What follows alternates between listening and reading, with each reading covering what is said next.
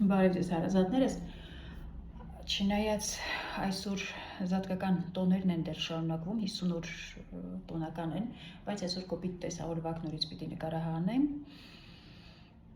պատմեմ, որ մեր երկրում բժիշկներ ունենք, մանկաբարձ գինեկոլոգներ, որ չեն կարողանում հղիության ժամկետը ճիշտ որոշեն, սա մեծ խնդիր է իհարկե, պատմելու եմ, ուզում եի առանձին տեսահոլովակ նկարահանեմ բժշկության խնդիրների մասին, բայց այս տեսահոլովակում լրիվ կասեմ ու կասեմ իմ մտածելակերպը, ինչպես կարելի է այս բժշկությունը զարգացնել, որովհետև շատ իմ տեսնելով շատ հեշտ կարելի է այս բժշկությունը զարգացնել, իմ մտածմունքներով կկիսվեմ, դուք եթե ձեր մտքերը կունենաք, դուք ձերով կկիսվեք։ Հիշեցնեմ, որ ես մանկաբարձ գինեկոլոգ եմ, բժշկական գիտությունների թեկնածու, 21 տարի աշխատել եմ Մոսկվայի առաջատար կլինիկաներում, արդեն 1 տարի ինչ աշխատում եմ մեր երկրում։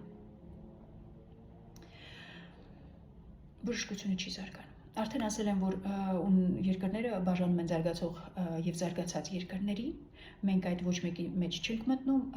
ես որ նոր եմ եկել Հայաստան, մտածում եմ, որ մենք չզարգացող երկիր ենք, բայց հիմա ասած որ նայում եմ, լավ հետ զարգացող երկիր, ուրեմն այսպիսի բաներ էլ կան, լավ հետ զարգացող, լավ մեծ արագությամբ հետ ենք գնում, եթե մի երկրի մանկաբարձ գինեկոլոգը չի կարողանում հղիության ժամկետը ճիշտ հաշվարկել, ուրեմն սա հետ զարգացող երկիր է, ուրիշ ձև չի կարող լինի սա։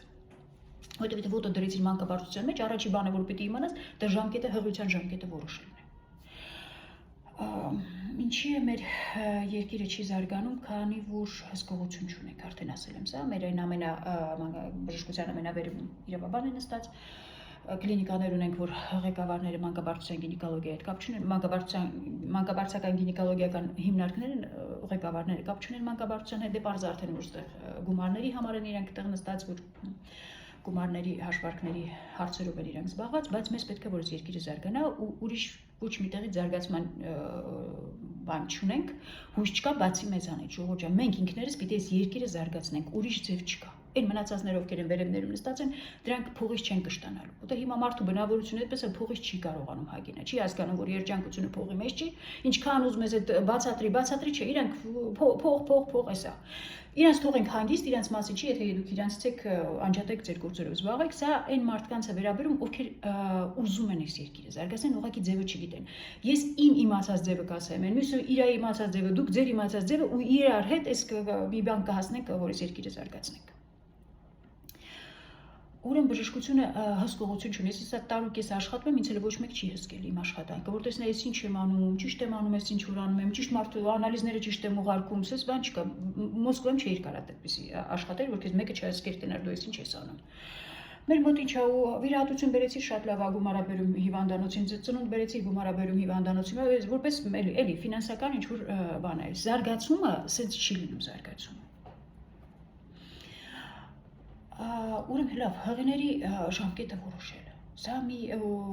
չգիտեմ, ինչի ենք սենց կանգնել, հետ գնում, սա չեմ կարող բացատրեմ, ուրեմն հղիների հղիության ժամկետը որոշելը շատ հեշտ է։ Բժիշկներին է վերաբերում, այն մանկաբարձ գինեկոլոգներին, ովքեր հիմա ինձ լսեն ու տեսնեն, հանկարծ որ նորություն է սա իրենց համար, ժամկետը իրանք ուրիշ ձև էին հաշվարկում, իմ ասած ձևով չէին, ուրեմն իմացեք, որ ձեր պատճառով եք սենց հետ զարգանում այս երկիրը, որովհետև բժիշկը չի կարող չիմանա հղիության, մանկաբարձ գինեկոլոգը չիմանա հղիության ժամկետը հաշվարկելու։ Ուրեմն առաջներում ֆորմուլա ենք օգտագործում, բան հիմա չեմ ուզում ձեզ դրանով ծանրաբերեմ, մենք հիմա բոլոր հեռախոսները ունեն ծրագրեր, որտեղ հղին հենց ինքը իմ հղիները բոլորը ունեն այդ ծրագիրը, վերջի դաշտանը դնում են, այդ հեռախոսը արդեն ասում է իրան, ձեր հղիության ժամկետը այսօր որն է, որն եք դուք ծննդաբերելու, ձեր հղիության արձակուրդը որորից մինչև որորն է, մտածելու բան չկա, հեռախոսը ամեն ինչ տալիս է, բայց բժիշկը պետք է մտածի, բժիշկը հղի չի, բժիշկը արդեն պետք է մտածի, որ հղիության ժամկետը ոնց որոշի։ Ուրեմն հղիության ժամկետը որոշելու համար մեզ պետք է առաջի երամսյակի գերձայնային հետազոտություն ունենանք։ Առանց դրա հղիության ժամկետը չենք կարող որոշել։ Առաջի երամսյակի գերձայնային հետազոտություն, այն առաջի գերձայնային հետազոտությունների ժամանակ գերձայնային հետազոտության մասնագետը պետք է էմբրիոնի չափսերը հաշվարկի, գրի այդ չափսերը ու գրի ինչ ժամկետի է համապատասխանում այդ չափսերը։ Ոչ թե եզրակացություն գրի, որ այս վերջի դաշտանով այսպիսին է, ոչ, գերձայնային հետազոտության մասնագետը տալիս է ըստ գերձայնային հետազոտության ժամկետը, հղիության ժամկետը, ըստ պտղի չափսերի, էմբրիոնի չափսերի։ Մեր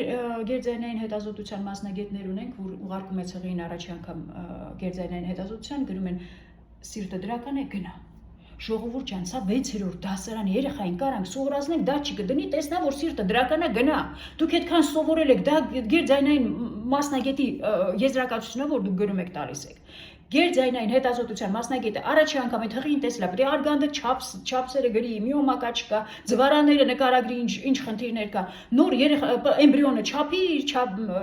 ժամկետը գրի ու ուղարկի նոր մանկաբարձ գինեկոլոգին։ Հիմա ժամկետը ինչպես ենք որոշում։ Եթե ըստ վերջի դաշտանի ժամկետը, որ այս ծրագրով որոշեցինք, մեկ էլ գերձայնային մասնագետի տված ժամկետը 5 օրով տարբերվում են իրարից, ուրեմն հղիության ժամկետը դնում ենք ըստ գերձայնային հետազոտության մասնագետի ժամկետի։ Եթե մինչև 5 օրնա տարբերությունը դնում ենք ըստ վերջի դաշտանի։ Այսինքն, եթե հղին եկել է իմ մոտ, վերջի դաշտանով իր մոտ դառնում է 6 շաբաթական, 1 օրեկան պտուղը, հղիության ժամկետը, բայց գերձայնային մասնագետը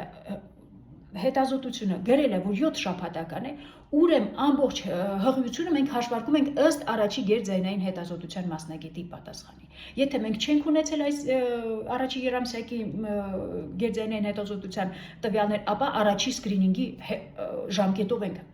գերձայնային հետազոտության ժամկետն ենք համեմատում վերջի դաշտանի ժամկետի հետ։ Այս էր ամբողջ հղիության ժամկետը հաշվարկելը։ Ու սա շատ կարևոր է, որ ճիշտ հաշվարկենք, քանի որ մենք հղիության ժամանակ միջամտություններ ենք անում, պետք է լինում, որ շուտ ժամանակից շուտ ծննդալուծես, ժամանակից ուշ պետք է ծննդալուծես եւ այս ամեն ինչը, եթե առաջի սխալ հաշվեցի ժամկետը, մնացած ամբողջ ինչ անես սխալ է լինելու։ Սա շատ կարևոր է։ Հիմա ինչի նորից եմ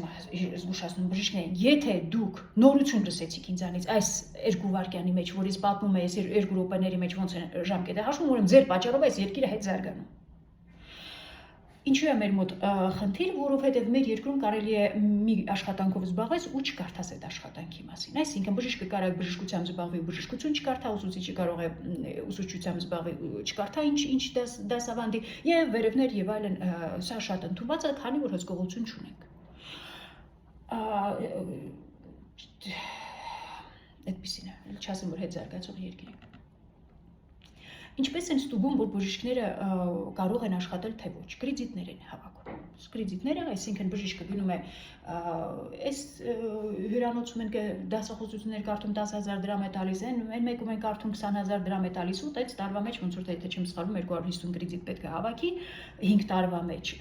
որ ինքը արդեն իրավունք ունենա բժիշկ աշխատելու։ Ժողովուրդ ջան, լավ, սա բժշկության զարգացման հետ ոչ մի կապ չունի։ Ես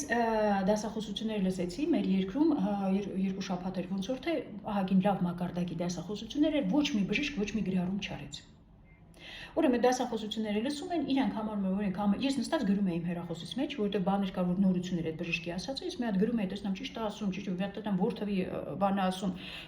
Այդ բանը չգիտեի, որ իմանամ ես ինչի չգիտեի, մի հատ տեսնամ այս ոնց եղավ, որ ես դա չգիտեի։ Եվ մնացածը լսեցին, լավ, իրանք ամեն ինչ գիտեին ու գնացին իրանց տները, կրեդիտները ստացան, արդեն աշխատելու են։ Սա չի զարգանալու երկիրը։ Սա ոչ մի այդ դասախոսությունների որ գնաք, բժիշկը չի կարա գնա դասախոսությունների ժամանակ բան սովորի։ Տենց բան չկա ժողովուրդ ջան, որ գնում ես արդեն հետազոտություններ ցույց են տալի 40 րոպեից ավել գլուխը չի աշխատում։ Առաջի 40 րոպեվա մեջ ինչ լսեցիր, այն 10 ժամ որ դու լսում ես այդ լեկցիաները, դա ոչ մի օգուտ մեր երկրին չի բերում, մեր բժշկությանը դա օգտակար չէ։ Եթե դու գնում ես այդ դասախոսությունները լսում, դու արդեն պետք է ինքդ կարդացած լինես, որ գնաս տեսնաս ինչ նորություն կա այս բժշկության մեջ։ Որ գնաս այնտեղ կարող է գնաս հյուրանոցում բան հասկանաս բժշկությունից։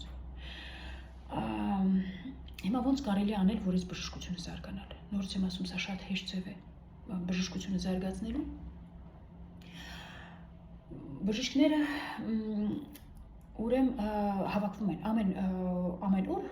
հիմնարկերում են մանկաբարձական գինեկոլոգիա, բժիշկները առավոտները հավաքվում են, պիտի մինուտկա կոչվում, չեմ կարող այդ բառը թարգմանել։ Ու հավաքվում են ու զրուցում են, պատմում են, որ ինչ եղավ այս 24 ժամվա մեջով ծննդալուծվեց, ում կեսարյան հատում արեցին, ինչ խնդիրներ կա, գուցե էլեկտրականության հետ խնդիրներ, բոլոր հարցերը քննարկում են ու անցնում աշխատանքի։ Սա շատ լավ բան է ու այն հիմնարկները ովքեր չեն անում այդ պիտի մինուտկաները ամեն օր դա շատ անհրաժեշտ է որ կատարվեն։ Ու այդ պիտի մինուտկաների ժամանակ, եթե այդ մասնակից բժիշկներից Ամ շաբաթը գոնե 3 հոգին առավոտը մի օր մեկը, օրը մեջ մեկը 10-15 րոպե ձեզանից խլելու։ Բժիշկը պատրաստի այդ թեման, ներկայացնի այդ թեման, մեկը միոմաներից կպատմի, մեկը դիաբետից կպատմի հեղեների, մեկը ադենոմիոզից կպատմի, ու կդառնա, որ դուք շաբաթը 3 թեմա առավոտյան ժամը 9-ին 15 րոպե լսեցիք այդ թեման։ Ինչքան կզարգանա այս երկիրը, ինչքան բժիշկները կզարգանան, որ բժիշկը ինքը այդ ներկայացումը պատրաստում է, ինքը դրանից ավելի շատ է զարգանում, ուրիշ ձև չկա այս բժշկությունը։ Մեծ է, ահռելի է, մենակ կարդալով էլ չի լինում։ Եթե դու նստես միայն կարդաս, դա չես կարա զարգանաս, որովհետև մի բանը կարդալու ես, այն մի բանն ես մոռանալու եւ այլն։ Իսկ եթե դու ներկայացնում ես, այդ ներկայացնում ես բժիշկներին, ուսանողներին, զարգանում ես դրանով։ Դա շատ կարևոր է, ուրիշ ձև չկա։ Հիմա այս որ sense ալովակներ եմ նկարանում, ասելու են, հեսա գիտեմ որ անգրագետ բժիշկներ ունենք, ասելու են որ վայ, sense հանում կոլեգիալնես չունի, ինձ հանում որ հիվանդները հիասթափեն բժիշկներից, ժողովուրդ ջան, ցանես չի որ ես նոր բան ասեցի, դուք որևէ մեկը այս երկրում դա չգիտեր։ Ունես չի որ ես շատ անվախ եմ ձեզանից դրա մեջ, ես գիտեմ որ մի անգամ ինֆարկտ եմ ստանալու, լավ է միջև